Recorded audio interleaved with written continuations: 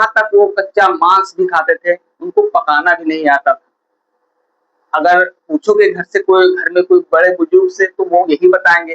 तो hello everyone, एक बार फिर से आप सभी लोगों को राजन स्टडी चैनल में स्वागत है। तो दोस्तों, जैसे मैंने आपसे कहा था, हम आपके सामने लेकर आएंगे कक्षा 6 से इतिहास।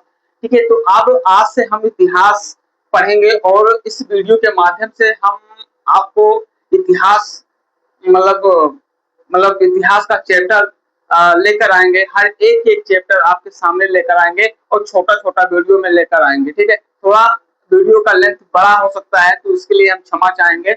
जब तक इतिहास एक ऐसा सब्जेक्ट है, जब तक एकदम क्लियर आप पढ़ न लो तो आपको मजा ही नहीं आएगा। और इतिहास पढ़ने में बहुत मजा आता है, पर थोड़ा सा टॉपिक होता है, उसको आप समझ जाओगे तो समझ लो कि एकदम रामबाण आप जान गए। ठीक है, तो आइए आज से हम स्टार्ट करते हैं। ठीक है, कक्षा 6 से इतिहास पहला चैप्टर है, ये है आपका पहला अध्याय। ठीक है, ये है आपका पहला अध्याय। तो आज हम सीखेंगे कि कैसे पता करें कब क्या हुआ था। जैसे हमको इतिहास के बारे में जानना है। ठीक है, आज से 2000 वर्ष पहले, 1000 वर्ष पहले क्या हुआ था। तो अगर हम इतिहास जाने, ठीक है, इतिहास के बारे में कुछ हमें लालसा हो कि हमको भी पता चले कि हमारा इतिहास क्या है, हमारा पीछे का बैकग्राउंड क्या है ना। तो अगर हम इतिहास के बारे में जानना चाहें तो सबसे पहले जो मेरे पिताजी हैं, पिताजी के पिताजी हैं, दादाजी हैं, नाना जी हैं, नानी जी हैं, अगर जो घर में बड़े बुजुर्ग हैं उनसे अगर हम पूछेंगे कि दादाजी या नाना जी या नानी जी, है ना, या ताऊ जी, आप बताइए कि आज से 1000 साल पहले, है ना, दिन कैसे था और जो इंसान थे उनका लिखना पढ़ना बोलना, है ना, ये सब कैसे था। तो वो बताएंगे आपसे कि बेटा आज से 1000 साल वर्ष पहले लोग पढ़ना लिखना नहीं जानते थे, लोग खाना पकाना भी नहीं जानते थे, लोग पत्थरों से शिकार करते थे, लोग कच्चा मांस खाते थे, यही तो बताएंगे। ठीक है, तो यहाँ पे ये पहला अध्याय ये कह रहा है कि कैसे पता करें कब क्या हुआ था। आज का टॉपिक है कि कैसे पता करें कि कब क्या हुआ था। इतिहास जानने का कुछ स्रोत है जो हम आपके सामने लेकर आए हैं और इसके बारे में आपको बहुत अच्छा मैं पढ़ाऊंगा और मैं बताऊंगा। अगर आप मेरे वीडियो में अंत तक बने रहोगे तो यहाँ से कुछ ना कुछ आप कैच करोगे। ठीक है, और आप कॉपी पेन अपने साथ में रखिएगा, है ना। आप जो मेन मेन हेडिंग होगा मैं बताऊंगा, आप उसको नोट करते रहिएगा। ठीक है, बहुत सारे ऐसे भाई होते हैं, मैं लास्ट में बताऊंगा। चलिए हम टॉपिक पे फोकस करते हैं। ठीक है, तो इतिहास जानने का स्रोत, अगर हम इतिहास के बारे में जाने तो इतिहास हमको कैसे पता चलेगा कि आज से 1000 वर्ष पहले क्या हो रहा था। ठीक है, तो यहाँ पे कुछ टॉपिक है। यहाँ पे अतीत में एक ऐसा भी युग था, आज से 1000 साल पहले। अतीत, अतीत मतलब हमको नहीं मालूम भाई, इतिहास में जो लिखा है वही ना, तो उसी को बोलते अतीत। अतीत में एक ऐसा युग था जब लोग पढ़ना लिखना बोलना चालना नहीं जानते थे। जैसे बोलना चालना जानते थे, जैसे मान लो जंगल में रहते थे तो आपस में जो बात करना करना होता था आपस में, तो जैसे हम आप बात करते हैं, हेलो भाई क्या हो रहा है ना। और अगर वो लोग सब बात करते थे तो ऊ आ आ ऊ ऊ ई ई, ऐसे, सॉरी ऐसे बात करते थे। ठीक है, और उनको पढ़ना लिखना और कोई भी चीज उनको पता नहीं था। जहां तक वो कच्चा मांस भी खाते थे, उनको पकाना भी नहीं आता था।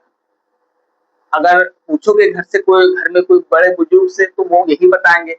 अतीत समय आज से कुछ 1000 वर्ष पहले एक ऐसा भी दिन था जिनमें लोग पढ़ना लिखना बोलना, है ना, ये सब उनको नहीं, ज्ञान नहीं था, इन सब का ज्ञान नहीं था। ठीक है, उन लोगों के जीवन में, ठीक है, उन लोगों के जीवन में विषय में हमें जानकारी उनके द्वारा छोड़ी वस्तुओं, जैसे अब उनके बारे में हमको पता कैसे करें। ठीक है, उनको उनके बारे में हम उनके बारे में जानने के लिए, ठीक है, उन्होंने जो चीज बनाया, जो चीज उन्होंने खोजा उसी से हमको पता चलता है कि हाँ ये 1000 वर्ष पहले आदमी ऐसे रहते थे। जैसे आज से 1000-2000 वर्ष पहले लोग क्या करते थे, पत्थरों से शिकार करते थे, है ना, कच्चा मांस खाया करते थे, है ना, एक दूसरे के ऊपर निर्भर रहते थे, है ना। तो क्या होता था, जहाँ पे इंसान मतलब रहते थे, जैसे झुंडों में रहते थे, तो क्या होता था कि आज हम आप हो मैं हूँ, ठीक है, अगर हमारे आप में झगड़ा हो जाए तो 4 लोग आ जाते हैं समझाने की, बेटा अरे छोड़ो रहने तो ये है वो। लेकिन 1000 वर्ष पहले ये नहीं था। अगर आपस में लड़ाई होता था तो वो जान पे उतारू हो जाते थे, एक दूसरे को मार देते थे, है ना। तो उनके बारे में अगर हमको जानना है तो उन्होंने जो चीज करके छोड़ दिया है ना, उसी से हमको पता चलेगा ये हाँ ये अतीत समय का जीवन काल था। जैसे उनके द्वारा बनाए हुए बर्तन, पत्थरों के औजार, है ना, और जमीन के अंदर जो हमें जानकारी उनके द्वारा छोड़ी हुई वस्तुओं, जैसे मिट्टी के बर्तन, खिलौने, हथियारों तथा औजारों, ठीक है, द्वारा मिलती है। इन वस्तुओं को पुरातत्ववेत्ता जमीन के अंदर से खोद कर प्राप्त करते हैं। ये वस्तुएं ऐतिहासिक जानकारी, ठीक है, के लिए अत्यंत महत्वपूर्ण माना जाता है। अब जैसे कहे मतलब ये है, जो पुरातत्ववेत्ता लोग हैं ये क्या करते हैं, जमीन की जब खुदाई करते हैं तो उसके अंदर से, ठीक है, उसके अंदर से 1000 वर्ष पहले जो मानव द्वारा मतलब मिट्टी के बर्तन, औजार, है ना, पत्थर के जो चीज होते थे वो निकलते हैं। तो ये क्या है, ये इस समय इस युग का एक बहुत महत्वपूर्ण जानकारी का एक इतिहास है। ठीक है, इसके बाद में फिर है, यहाँ पे फिर है, सामग्री के आधार पर इतिहासकारों ने अतीत को, ठीक है, सामग्री के आधार पर इतिहासकारों ने अतीत को 3 भागों में बांट दिया। किसमें? 3 भागों में। कितने? 3 भागों में बांट दिया, ठीक है। वह समय जिसके लिए कोई भी लिखित सामग्री उपलब्ध नहीं है। जैसे आज से 1000 वर्ष पहले जो इंसान थे, जो मानव थे, उनको लिखना पढ़ना ये सब नहीं आता था, ठीक है। उनके समय में कागज का, जो अभी हम लोग कागज पे नोट्स बनाते हैं, ये सब उनको इस सब का ज्ञान ही नहीं था, ठीक है। तो यहाँ पे लिखा है लिखित सामग्री उपलब्ध नहीं था, ठीक है। पूर्व पूर्व प्राक, ठीक है, ऐतिहासिक काल उसको कहलाता था। क्या कहलाता था? पूर्व प्राक ऐतिहासिक काल कहलाता था, जिसमें मानव को मतलब ये नहीं ज्ञान था कि अगर लिखे तो किस पे लिखे, है ना, कोई कागज का कोई लिखना पढ़ना उनको आता ही नहीं था। तो उसे हम पूर्व प्राक ऐतिहासिक काल कहते हैं या कहलाता है, ठीक है। इसके बाद में है, वह समय जिससे संबंधित लिखित साक्ष्य प्राप्त है किंतु उसे पढ़ा नहीं जा सकता। और एक चीज और है, उस समय का एक ऐसा और भी साक्ष्य था जिससे मतलब लिखित सामग्री तो हमको साक्ष्य मिले, ठीक है, लिखा हमको चीज हर चीज मिला, लेकिन हम लोग उसको पढ़ नहीं सकते, ठीक है। तो जब हम पढ़ नहीं सकते तो उसे हम बोलते हैं आज ऐतिहासिक काल, ठीक है। क्या बोलते हैं? आज ऐतिहासिक काल, क्योंकि उस समय में हमको तो पता चला कि ये चीज लिखा हुआ है, ठीक है, उन्होंने तो कुछ लिख दिया, ठीक है। अब क्या लिख दिया, आज के युग में वो चीज हमको पता ही नहीं चला, हम लोग उसको पढ़ नहीं पाते थे, है ना।